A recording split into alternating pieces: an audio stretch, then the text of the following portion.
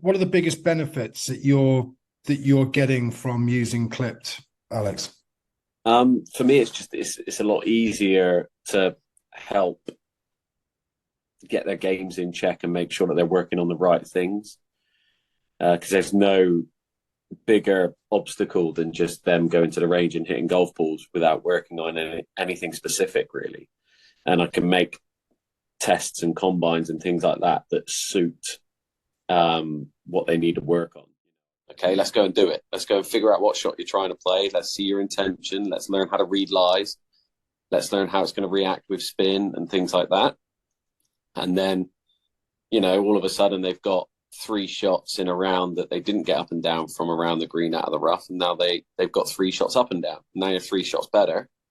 And that is going to make them infinitely better than getting them on the range and trying to get an extra, 5 yards narrower dispersion or 10 yards narrower dispersion.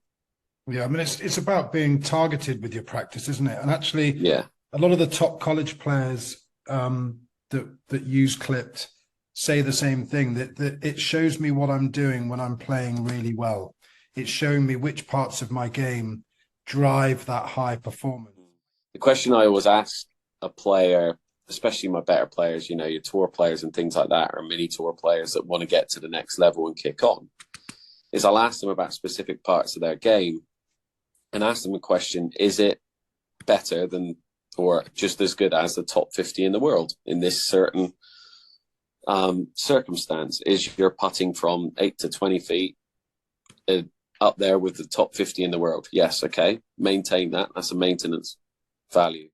And you explain to people, I'm not holing enough putts, and they're hitting putts from like 20 feet. So I'm not holing enough 20 footers. And it's like, well, the make percentage is like 8% or whatever it is.